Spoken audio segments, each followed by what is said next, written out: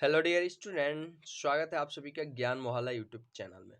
Dear students, आज की इस वीडियो में हम अध्याय नंबर 1 हमारे आसपास के पदार्थ चैप्टर से 3 क्वेश्चन को डिस्कशन करने वाले हैं, जिसके बारे में आप थंबनेल पर भी पढ़ लिए होंगे कि वह कौन से क्वेश्चन होने वाले हैं। इस वीडियो में आप लोग जिस क्वेश्चन के लिए क्लिक किए हैं उन्हीं क्वेश्चन को मैं डिस्कशन करूंगा, बस आप अंत तक जरूर बने रहिए। तो चलिए हम पहला क्वेश्चन देख लेते हैं। फर्स्ट हमारा क्वेश्चन था कि स्विमिंग पूल में गोताखोर पानी काट पाता है। स्विमिंग पूल में गोताखोर पानी काट पाता है, इससे पदार्थ का कौन सा गुण प्रेक्षण होता है, ये आपको बतानी है। डियर स्टूडेंट, स्विमिंग पूल में गोताखोर पानी काट पाता है क्योंकि जल के कणों के मध्य आकर्षण बल होता है जो कणों को साथ साथ रखता है। मतलब आपको समझ में नहीं आया होगा, मैं समझा देता हूँ।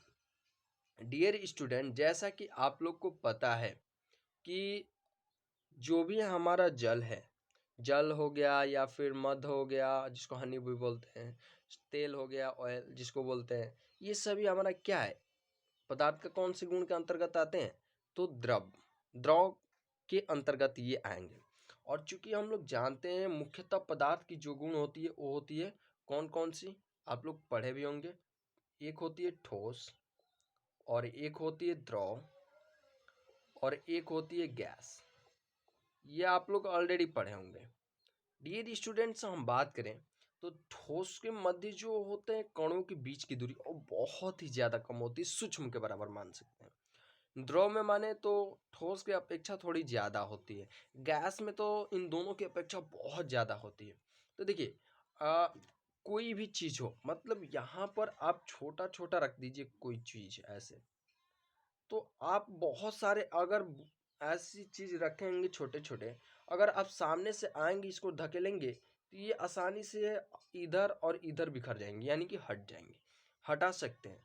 ठीक, यानी कि इससे ये स्पष्ट होता है कि ये पदार्थ का द्रव गुण होगा।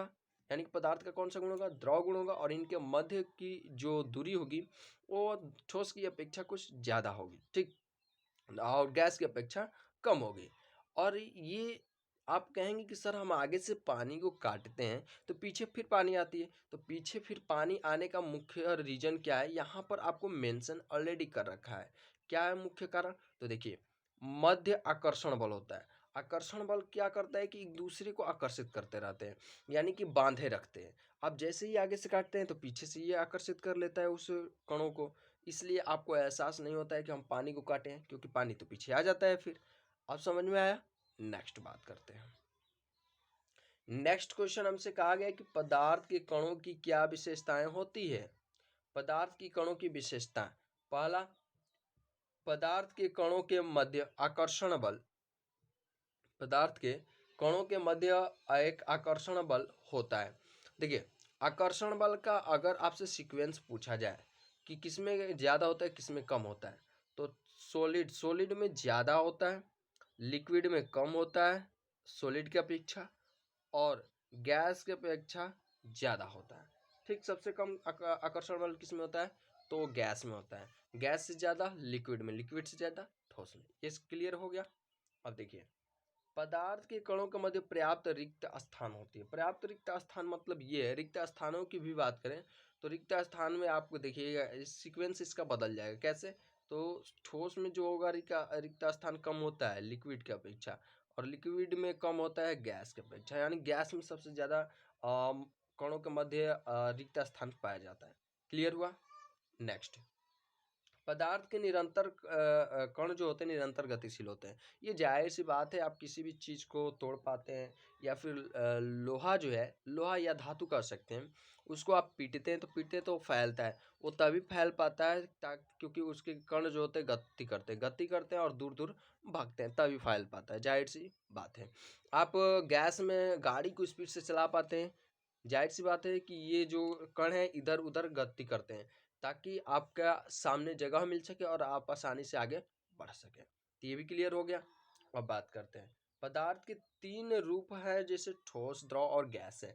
ऐसे तो देखा जाए तो 5 है, बट यहाँ पर मुख्यतः आपको जानना है, मुख्यतः 3 ही है। पदार्थ की यह अवस्थाएं, यह अवस्था है उसके कणों की विभिन्न विशेषताओं के कारण होती है, यानी कि जिस प्रकार का पदार्थ रहेगा उसकी इसमें विशेषता मिलेगी। जैसे अगर ठोस कोई पदार्थ लिए, जैसे ईंट ले लिए, तो इसको ठोस अवस्था में डाल दिया जाएगा। अगर जल ले लिए, ऑयल ले लिए, मिल्क ले लिए, वाटर ले लिए, तो इसको लिक्विड में डाल दिया जाएगा। अगर आप बाय द वे सीएनजी ले लिए, और या फिर आप कहे तो ऑक्सीजन ले लिए, नाइट्रोजन ले लिए, हीलियम ले लिए, और तो ये सभी क्या हैं? ये सभी गैस हैं। तो इनकी अवस्था कौन सी आ जाएगी? गैसीय अवस्था। समझ में आया? क्लियर? आइए नेक्स्ट बात करते हैं। नेक्स्ट क्वेश्चन है कि किसी भी पदार्थ की अवस्था परिवर्तन के दौरान तापमान स्थिर क्यों रहता है? किसी भी पदार्थ की अवस्था परिवर्तन के दौरान तापमान स्थिर क्यों रहता है? तो देखिए, कोई भी पदार्थ हो, अगर ठोस हमारा पदार्थ है, तो ठोस पदार्थ जब एक बार बदल जाएगा, जब एक बार मान लेते हैं द्रव में आ जाएगा, तो द्रव में आने के बाद इसकी कुछ ना कुछ तो टेम्परेचर होगी। तो जो टेम्परेचर होगी वो बनी रहेगी, तब तक बनी रहेगी जब तक कि ये द्रव गैस में ना बदल जाए। समझ में आया? तब तक इसकी टेम्परेचर बनी रहेगी जब तक कि ये गैस में ना बदल जाए। तो इसी बात को हमें समझना है। कैसे समझना है? यहाँ पर देख सकते हैं। किसी पदार्थ का तापमान बढ़ाने पर वह एक निश्चित ताप पर अवस्था में परिवर्तन करके दूसरी भौतिक अवस्था प्राप्त कर लेता है। अब इसका ताप स्थिर रहता है क्योंकि अब समस्त ऊष्मा अवस्था परिवर्तन में काम आती है, तथा यह तब तक रहता है जब तक पदार्थ एक अवस्था से दूसरी अवस्था में पूर्ण रूप से न बदल जाए। ऐसी ऊष्मा को पदार्थ की गुप्त ऊष्मा कहते हैं। तो इस क्वेश्चन का ये जवाब था, जो कि आप लोग समझ गए होंगे। अगर वीडियो अच्छी लगी हो तो वीडियो को लाइक कर दीजिएगा, चैनल को सब्सक्राइब कर लीजिएगा, और मिलते हैं नेक्स्ट वीडियो में। जय हिंद दोस्तों।